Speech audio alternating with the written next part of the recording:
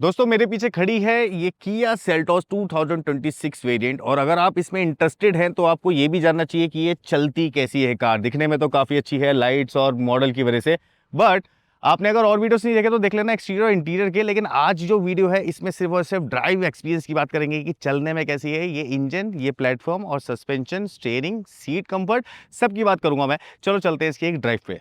Okay, मैं आ गया हूँ मेन रोड पे यही चेक करने के लिए कि कितनी आइसोलेशन ये जो है देती है आपको कार बाहर की आवाज़ से। तो मैं विंडो डाउन करता हूँ। जो है बाहर ट्रक जा रहा है, अभी साउंड सुन रहे हो। अब मैंने ये विंडो जो है क्लोज कर दिया है तो सही, बट अकूस्टिक वाला नहीं है जितना उसमें साइलेंसी होती है, बट इसके अंदर है, पता चलता है। Okay, time to start the car. यहाँ से बटन दबाया, ब्रेक प्रेस, और ये कुछ इस टाइप का एनिमेशन आता है और ये कुछ इस टाइप से जो है ऑन हो जाता है। गियर डालते हैं ड्राइव पे और मैं इसका मोड सेलेक्ट करता हूँ इको। सबसे पहले इको पे देखते हैं कि इको पे कैसी चलती है कार। इको पे लगा लिया है मैंने मोड।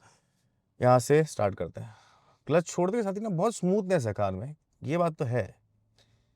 अब क्योंकि मेरे पास में रोड है तो एक बार स्टार्टिंग में ही भगा के देख लेता हूँ। इको पे भगाते हैं, ये देख रहा।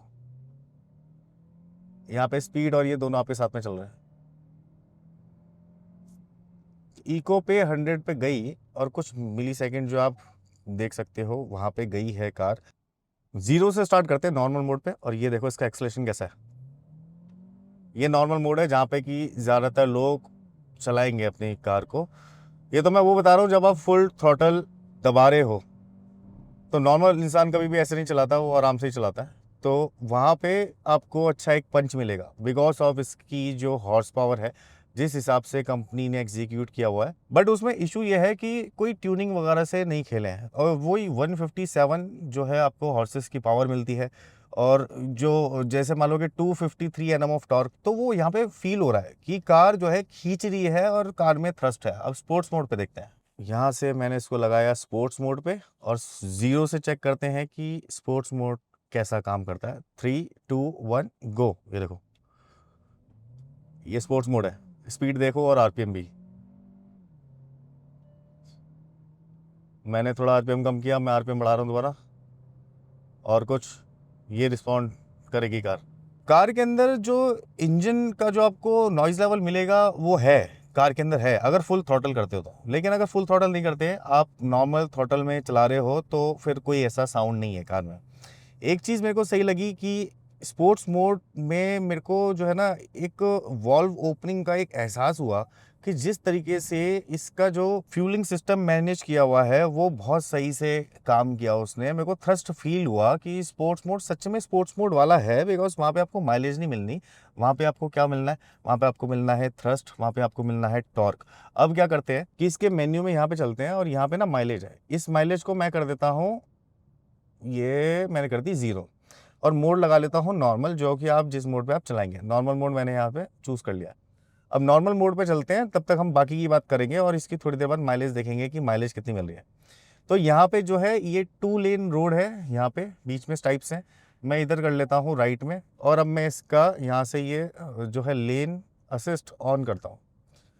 तो यहाँ से मैंने इसका ऑन कर दिया है, और अगर मेरे को क्रूज़ भी लगाना है, एडेप्टिव क्रूज़ कंट्रोल, तो मैंने एडेप्टिव क्रूज़ कंट्रोल यहाँ से एक्टिवेट कर दिया। अब देखते हैं कि एडेप्टिव क्रूज़ कंट्रोल कैसा काम करेगा और किस तरीके का। यहाँ से मैंने स्पेस भी दे दिया है, तो मैंने स्पेस की जो लिमिट है वो बढ़ा दी है काफ़ी। मैं इसको 2 पे कर देता हूँ। अब यहाँ देखना कि मैंने पैर तो हटा लिए, लेकिन सामने ट्रक है वो वाला, तो कार ने अपनी स्पीड को ट्रक के अकॉर्डिंग रिड्यूस कर दिया है यहाँ पे, और रिड्यूस करती रहेगी करती रहेगी करती रहेगी। झटका नहीं मार रही है। तो ज़्यादातर गाड़ियों में क्या है, वो झटका मारने के बाद में एकदम डाउन हो जाती है स्पीड उसकी। इसकी ग्रेजुअली डाउन हो रही है स्पीड, ये चीज़ मेरे को बहुत सही लगी। अभी वो कह रहा है कि keep hand on steering wheel, मैंने रख लिया चलो, लेकिन इसने एकदम से डिटेक्ट कर लिया। देखा, कुछ कार्स में जब तक आप स्टीयरिंग हिलाओ नहीं तब तक उन्हें पता नहीं चलता। मैंने स्टीयरिंग पे हाथ रखा, इसने डिटेक्ट किया। अब यहाँ पे तो ये माइलेज दिखा रहा है 25 की, पेट्रोल है, और मैंने इसका जो है ये एडेप्टिव क्रूज़ कंट्रोल ऑन किया हुआ है। बट अभी ना फिर से क्या करेंगे, मैं इसको एक बारी और रीसेट करूंगा, बिकॉज ये कंसोल भी काम के होते हैं। ऐसा नहीं है कि बहुत सारे जो रिव्यूअर्स हैं वो कहते हैं कि इस कंसोल में कभी माइलेज मत देखो, कभी पता ही नहीं चलती। ये ना कंप्यूटराइज माइलेज होती है। अब टैंक टू टैंक माइलेज अलग होती है, कंप्यूटराइज माइलेज अलग होती है, और बहुत लोग काम कर रहे हैं इसके पीछे एल्गोरिदम बनाने पे कि किस किस तरीके से जो है आपकी माइलेज आपको दिखाएगी और देगी। तो इसको एक बारी दोबारा से रीसेट करते हैं, फिर देखते हैं। देखो मैं को ना कोई खाली स्पेस में नहीं चल रहा हूँ, मैं इस वक्त हूँ बेंगलोर में, और बेंगलोर जो है एक सिटी ऐसा है जहाँ पे बहुत ट्रैफिक, ट्रक, यहाँ पे रश, उधर से हॉर्न, इधर से हॉर्न, बहुत सारे हॉर्न चल रहे हैं अभी ऑलरेडी। यहाँ पे माइलेज दिखाने लग गया है, जो कंप्यूटराइज माइलेज है वो आपको दिख रही है, तो 12.5 की माइलेज दे रही है पेट्रोल इंजन पे, वो इतनी पावर होने के बाद में भी। अब ये पैरेलल शिफ्टर्स भी तो हैं मेन रोल पे, बट पैरेलल शिफ्टर से पहले मैं इसकी एंगेज करना चाहूँगा ये। अब देखो एडास का ये फ़ायदा है, मैं हाथ छोड़ सकता हूँ अगर मेरे को छोटा मोटा कुछ सामान उठाना है, कुछ करना है। मैंने लेन चेंज करी, और अगर आप फोर्सफुली लेन चेंज करते हैं तो ठीक है, लेकिन अगर आपको कंप्यूटर के हिसाब से ही लेन चेंज करनी है ना, तो आपको टर्न इंडिकेटर यहाँ पे ऐसे करके देना है और फिर अपनी लेन चेंज कर लेनी है। तब आप एडास को खुद बता रहे हो कि आपको लेन चेंज करनी है। अब जैसे मैंने ये छोड़ दिया स्टीयरिंग, मैं इसको डाल रहा हूँ यहाँ से मैनुअल पे, ये मैनुअल पे गई, ऐसे करके यहाँ पे आपको ये जो मैनुअल जो शिफ्टर्स हैं, मतलब जो मैं शिफ्टिंग करूँगा वो यहाँ पे दिखेगी। अप शिफ्ट भी ये देखो, और डाउन शिफ्ट भी। अब मैं इस मेन्यू को चेंज करता हूँ और इस वाले मेन्यू पे आ जाता हूँ। यहीं पे ही पैडल शिफ्टर्स भी हैं। अब पैडल शिफ्टर्स जैसे ही मैं कॉल करूँगा तो पैडल शिफ्टर देखो यहाँ पे कॉल होने शुरू हो गए।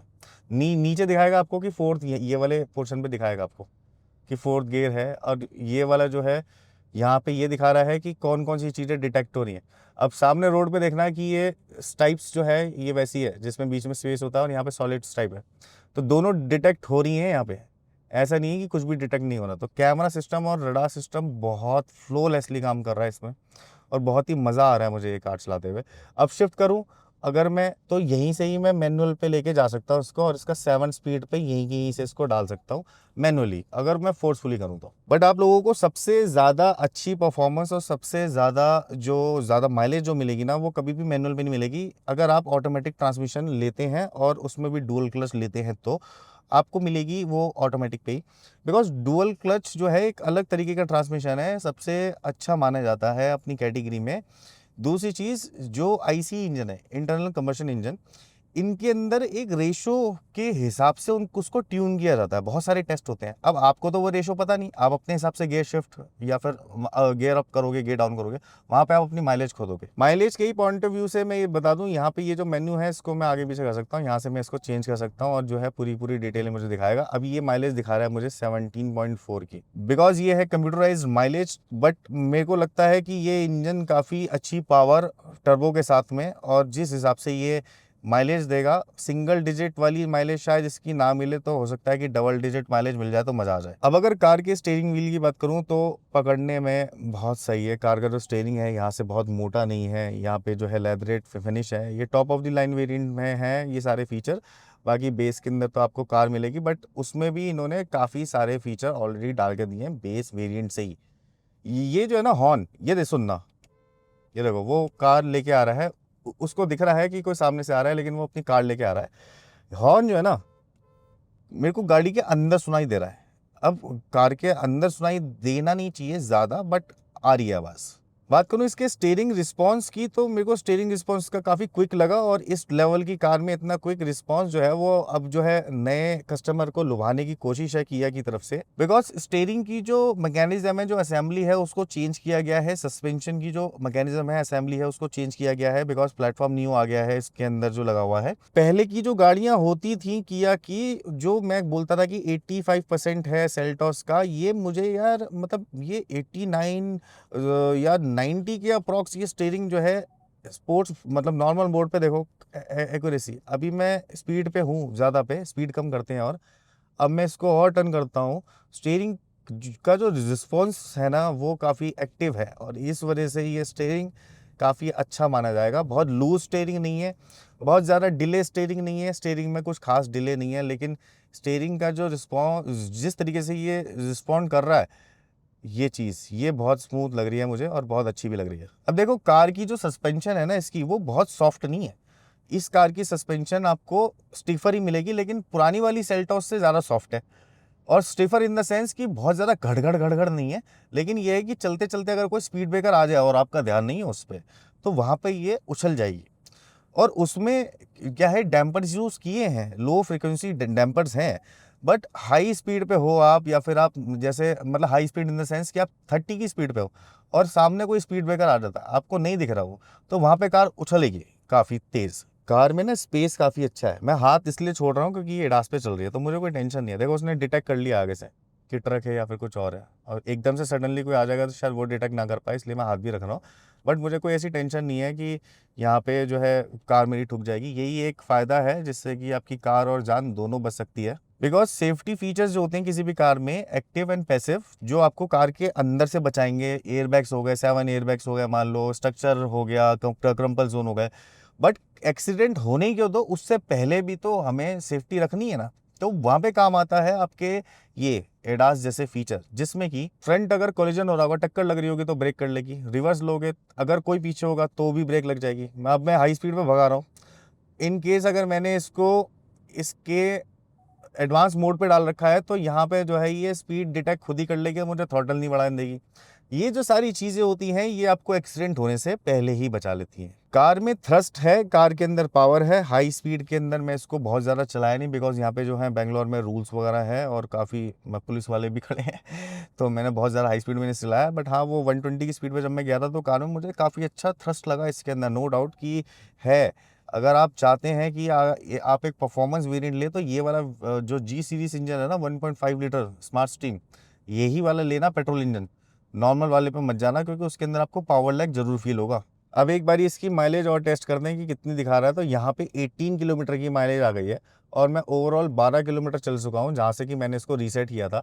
और मैंने सिर्फ इसको एक बार ही रीसेट नहीं किया है, 2 बार तो मैंने वीडियो में ही दिखा दिया कि मैंने इसको रीसेट किया। उससे भी पहले मैंने इसको रीसेट करके खुद चेक किया। अब ये रियल टाइम एवरेज तो नहीं है, ये है माइलेज। तो माइलेज और एवरेज में दोनों में फ़र्क होता है। अब एवरेज जो है आपको रियल टाइम एवरेज जो दिखती है वो ऐसे कांस्टेंट नहीं होती है, वो फ्लक्चुएट होगी, और जो माइलेज होगी वो आपको कांस्टेंट दिखेगी। एक और पॉइंट है जो मैं ऐड ऑन करना चाहूँगा इसमें, यहाँ देखना कि एसी की जो सेटिंग है वो है लो पे, और ये डुअल जोन एसी है तो यहाँ पे लो पे दिखा रहा है। फैन मैंने बिल्कुल 1 पे का रखा है, ये 1 पे ही ऑफ हो जाएगा ऐसे करके, यहाँ पे 1 पे। मैंने थोड़ा सा गर्म भी पहना हुआ है क्योंकि मैं दिल्ली से आया हूँ, बट मुझे इसका एसी फैन स्पीड पे 1 पे बहुत ज़्यादा इफेक्टिव नहीं लगा।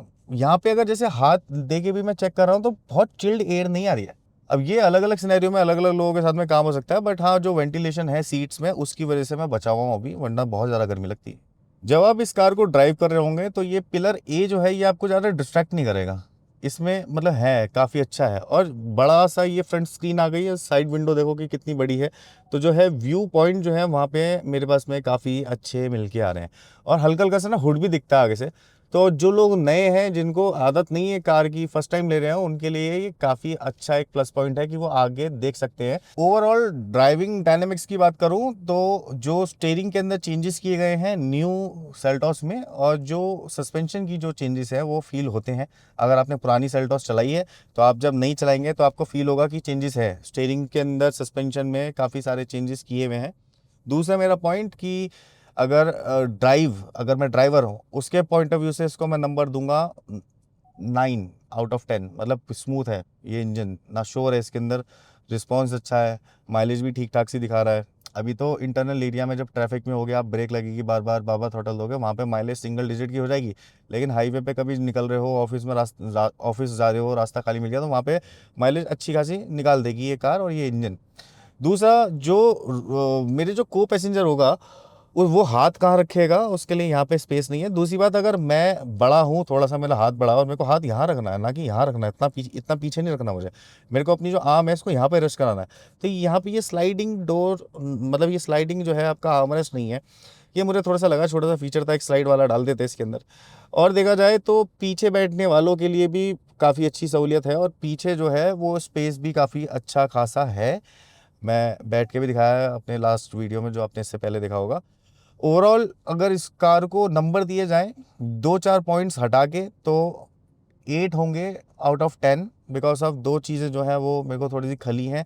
ड्राइवर को पॉइंट ऑफ व्यू बना के अगर मैं बात करूं तो यहाँ पे जो है वैनिटी मिरर जैसी चीज़ें, और अगर देखा जाए तो मतलब बहुत ज़्यादा वो गिमिक वाला नहीं है ना, यहाँ पे HUD है। अगर इस प्राइस ब्रैकेट की बात करूँ मैं 25 लैक्स की, तो बिकॉज जो इसका top of the line variant आएगा वो काफ़ी महंगा ही होता है, जिसके अंदर आपको सारे के सारे फीचर मिल जाएंगे। तो ये तो था इसका ड्राइव रिव्यू। बहुत जल्दी मैं इसका एक सिटी रिव्यू भी लेके आऊँगा, जब मैं ये कार लूँगा खुद चलाने के लिए, थोड़े टाइम तक इसको टेस्ट करेंगे, उसके बाद में एक वीडियो बनाएंगे। आप बताइए कि आपको कौन कौन से वीडियोस देखने हैं, कमेंट किया कीजिए। और अगर आपने ये वीडियो पूरा देख लिया तो प्लीज़ यार सब्सक्राइब जरूर कर दो। सब्सक्राइबर्स की बहुत कमी है भाई, सब्सक्राइब लोग करते ही नहीं। 98% जो लोग हैं वो उन्होंने सब्सक्राइब नहीं किया, 2% लोगों ने किया है। सोचो 98% लोगों में से अगर 50% लोगों ने भी कर दिया तो कितना भला हो जाएगा ना किसी इंसान का। प्लीज़ कर दो ना सब्सक्राइब। नेक्स्ट वीडियो मिलते हैं, तब तक के लिए बाय बाय, ड्राइव सेफ।